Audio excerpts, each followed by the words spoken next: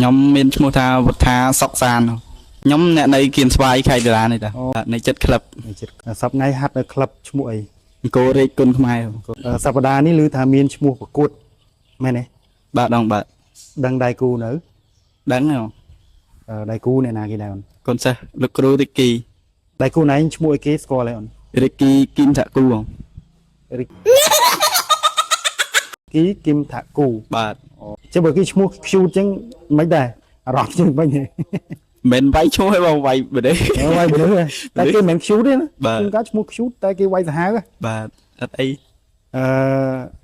hiểm luôn pin nơi sầm nhập ca langประกวด ជាមួយ kim thạ cu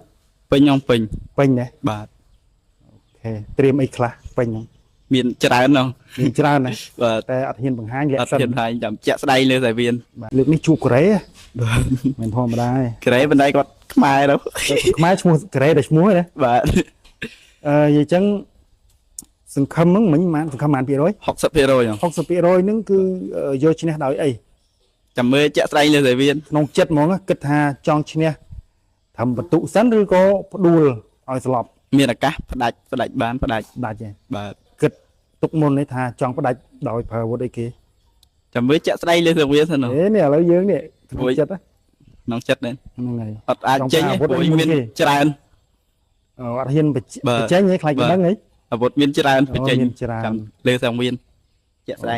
បាទអញ្ចឹងជូនពរឲ្យទទួលបានជ័យជំនះហើយមានពាក្យពេចន៍អីនិយាយទៅកាន់លោកគ្រូក៏ដូចជាបងប្អូន fan អ្នកគ្រប់គ្រងគុណខ្មែរក៏ដូចជាគ្រប់គ្រងបងប្អូន សូមបងប្អូនជួយតាមដានទាំងអស់គ្នាចាំអាទិត្យនេះខ្ញុំវាយថ្ងៃសៅរ៍នៅព្រៃកពឹសចាំជួយទស្សនាទាំងអស់គ្នាសប្តាហ៍នេះខ្ញុំនឹងធ្វើឲ្យបានល្អលោកគ្រូ អូខេអរគុណជូនពរទទួលបានជ័យជំនះ បាទ